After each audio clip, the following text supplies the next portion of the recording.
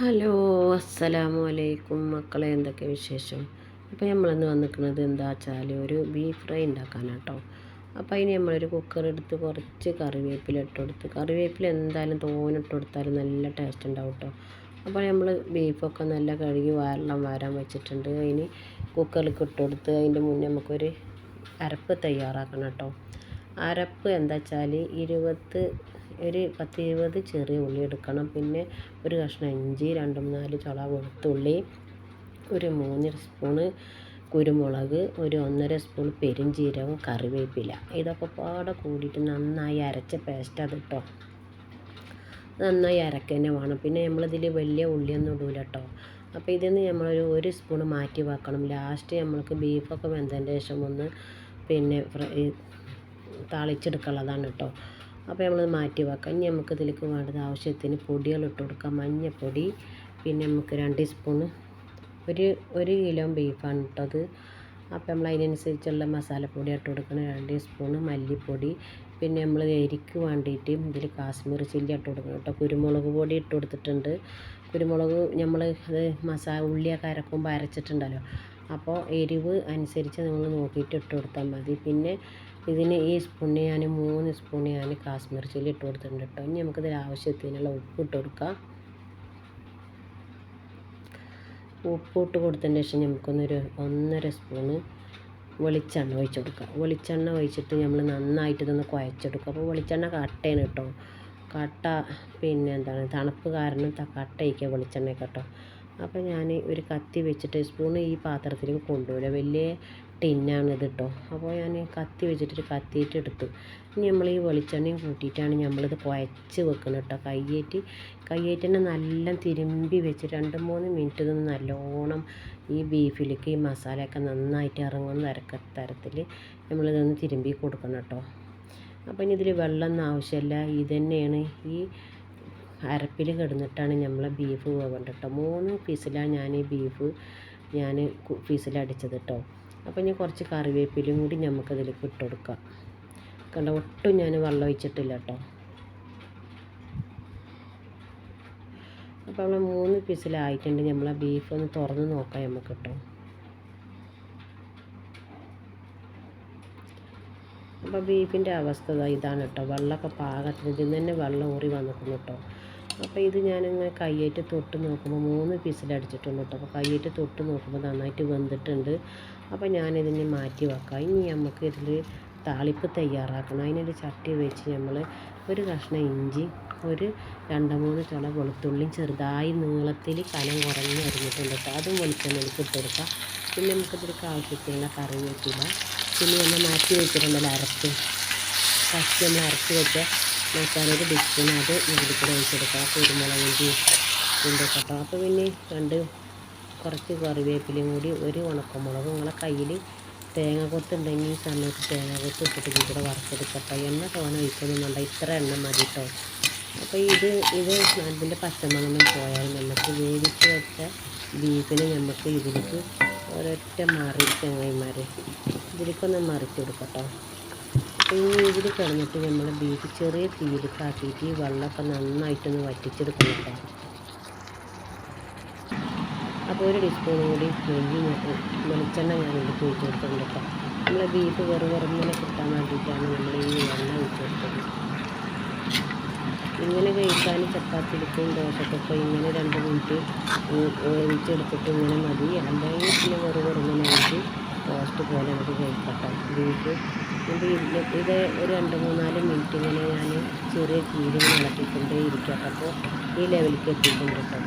ഈ സമയത്ത് നമുക്ക് നമ്മളെ കയ്യിൽ നല്ല എണ്ണ ഉണ്ടെങ്കിൽ അത് ഇട്ട് കൊടുക്കാം, അതില്ലെങ്കിൽ അത് ഒഴിവാക്കട്ടോ. ഇട്ടിട്ട് പ്രത്യേക ടേസ്റ്റൊന്നും ഉണ്ടാവില്ല, കാണാനൊരു ഭംഗിക്ക് വേണ്ടിയിട്ട് ഞാൻ ഇട്ട് വെക്കാൻ കേട്ടോ. ഇനി ഇത് നന്നായിട്ട് നമുക്ക് ഇതിൻ്റെ വെള്ളം കംപ്ലീറ്റായിട്ട് വറ്റിച്ചെടുക്കണം. ഇതിങ്ങനെ കഴിക്കുന്നവർക്ക് ചപ്പാത്തിക്കും അങ്ങനെ പുട്ടിലേക്കും പിന്നെ പൊറാട്ടിലേക്കും ഇങ്ങനെ കഴിക്കാം. അതല്ല നമ്മൾ വെറുതെ വെക്കുന്നുണ്ടെങ്കിൽ ഇതേ കോലത്തിൽ ഒന്നുകൂടി ഇതൊന്ന് ഫ്രൈ ആക്കാണ്ടല്ലോ, ഒന്നുകൂടി നല്ല വെറുതെന്നാക്കിയിട്ട് ഞാനിത് എടുത്തേട്ടോ. അപ്പോൾ നമുക്ക് ചങ്ങായിമാരെ ഇതിലേക്ക് പൊറാട്ടയാണ് ഉണ്ടാക്കുന്നത് കേട്ടോ. ഈ പൊറാട്ട എനിക്ക് എന്താ പറയുന്നത് വെച്ചാൽ അടിപൊളി പൊറാട്ട കഴിക്കണോ അതിന് കുറച്ച് സാധനങ്ങൾ നമുക്ക് ചേർക്കണം. അതായത് പാലും വെള്ളവും നന്നായിട്ട് മിക്സാക്കി എടുക്കുക. അതിലേക്ക് നമ്മൾ ഒരു കോഴിമുട്ട പൊട്ടിച്ചൊഴിച്ചിട്ടുണ്ട്. പിന്നെ 1 ടീസ്പൂണ് നെയ്യ്, പിന്നെ ഒരു സ്പൂണ് പഞ്ചസാര, ആവശ്യത്തിന് ഉപ്പ്. ഇത് 4ഉം പാടെ നന്നായി നമ്മൾ കൈ വെച്ച് പാലും വെള്ളവും പാടെ മിക്സാക്കി എടുത്ത് ഒഴിച്ച് കൊടുക്കട്ടോ. ഒരു കോഴിമുട്ട മതി. 1 കിലോ പൊറാട്ടയും ഉണ്ടാക്കില്ല കേട്ടോ. അപ്പോൾ അതിനനുസരിച്ചുള്ള സാധനങ്ങളാണിത്. പാല് വെച്ചിട്ട് നമ്മൾ പൊറാട്ട ഉണ്ടാക്കുമ്പോൾ അതിൻ്റെ രുചി പറഞ്ഞറിയിക്കാൻ പറ്റില്ല കേട്ടോ. അത്രയ്ക്കും ടേസ്റ്റ് എടുക്കാറ് കേട്ടോ. അപ്പോൾ ഇനി നമുക്ക് ഈ മൈദ നമുക്ക് ഇതിലേക്ക് കുറേശ്ശായിട്ട് ഇങ്ങനെ ഇട്ട് കൊടുക്കാം. അപ്പോൾ നമ്മൾ ആദ്യം തന്നെ ഈ മൈദ ഫുള്ള് ഇതിലിട്ട് കൊടുത്ത് പുട്ടിന് പൊടി കണക്കുന്ന പോലെ നമ്മളിതൊന്ന് മിക്സാക്കി എടുത്താലാണ് ഒന്നിച്ച് നമ്മൾ വെള്ളം ഒഴിച്ച് കൊടുത്തിട്ടുണ്ടെങ്കിൽ അത് പിന്നെ വല്ലാണ്ട് കുഴവായി വരില്ല.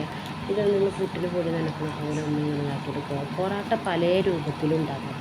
ഞാൻ ഈ രൂപത്തിൽ ഉണ്ടാക്കി വെക്കുമ്പോൾ നല്ല ടേസ്റ്റായിട്ടുള്ള പൊറാട്ട കിട്ടി. കഴിച്ചവരെല്ലാവരും നല്ല ടേസ്റ്റ് ഉണ്ടായിരുന്നു പറഞ്ഞു കേട്ടോ.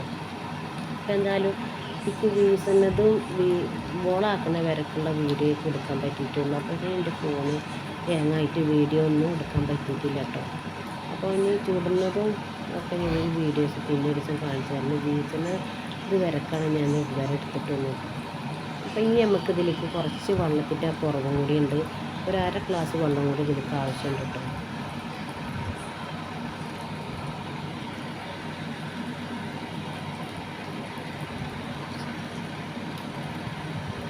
നമ്മൾ നെയ്യും പഞ്ചസാരയും പാലൊക്കെ ചേർത്ത കാരണം തന്നെ ഇത് കുഴക്കുമ്പോൾ തന്നെ നമുക്ക് അറിയാൻ പറ്റും നല്ല സോഫ്റ്റുള്ളത്. കയ്യുമെന്നൊക്കെ പെട്ടെന്ന് ഇങ്ങനെ വിട്ട് കിട്ടുന്നുണ്ട് കേട്ടോ.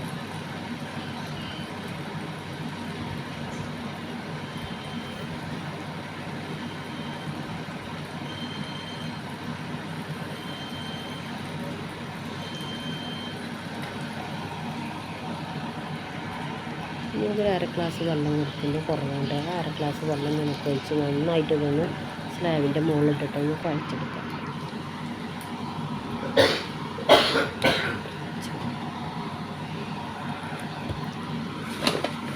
വെള്ളമൊക്കെ പാകമായി. ഇത് വെള്ളം അധികമായി എന്ന് കണ്ടാൽ കുറച്ച് മൈദപ്പൊടി കൂടി ഇട്ട് കൊടുത്താൽ മതി കേട്ടോ. അതിനൊന്നും പ്രശ്നമില്ല. കുറച്ച് മൈദപ്പൊടി കൂടി ഇട്ട് കൊടുത്താൽ മതി കേട്ടോ. വെള്ളം കുറവാണെന്നുണ്ടെങ്കിൽ കഴിയുമ്പോൾ നമ്മളെ കയ്യുമ്പോൾ വെള്ളം ഒന്ന് തടവിയിട്ടൊന്ന് ഒഴിച്ച് കൊടുത്താൽ മതി. പാകത്തിന് ഒത്ത വെള്ളം വേണം. എന്നാലേ പൊറാട്ട നല്ല മയത്തിലുള്ള പൊറാട്ട കിട്ടും കേട്ടോ.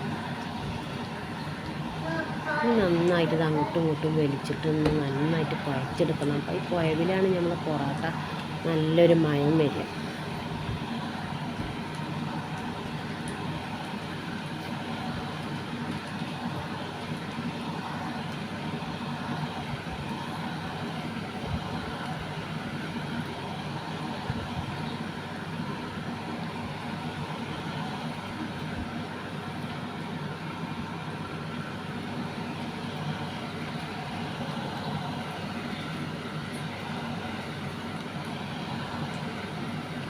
ഇപ്പോൾ നമ്മൾ അങ്ങോട്ടും ഇങ്ങോട്ടും പാടെ ഈ മാവിനെ അങ്ങോട്ടും ഇങ്ങനെ ഓരോന്ന് വലിച്ചിട്ടുണ്ടെങ്കിൽ പെട്ടെന്ന് തന്നെ കൊണ്ട് കുഴഞ്ഞ് കിട്ടിക്കുന്നത്. ഞാൻ ഒരു കൈ വെച്ചിട്ട് അത് കുഴച്ച് കിട്ടും. ഒരു കയ്യിൽ എൻ്റെ ഫോണാണ്. അപ്പോൾ ഫോണ് സ്റ്റാൻഡിലൊന്നും വെച്ചിട്ടില്ല. ഒരു കൈയായിട്ട് ഞാൻ ഫോൺ പിടിച്ച് ഒരു കൈയായിട്ട് ഞാൻ മൈദ കുഴച്ചിട്ടുണ്ട് കേട്ടോ. അപ്പോൾ എന്തായാലും എൻ്റെ പൊറോട്ടയുടെ മൈദയൊക്കെ നല്ല കുഴഞ്ഞ് വന്നു കേട്ടോ.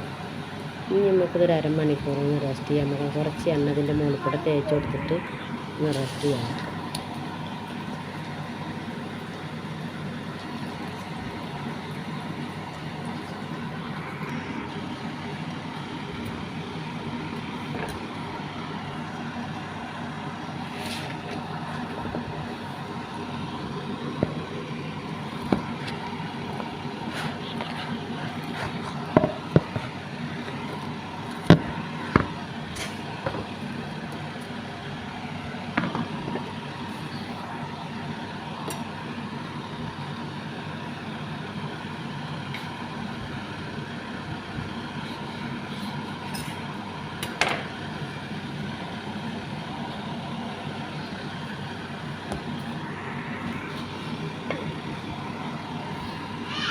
അപ്പോൾ ഞാൻ പൊറോട്ടയിൽ ഓരോ ബോളാക്കിയിട്ട് വെച്ചിട്ടുണ്ട് കേട്ടോ.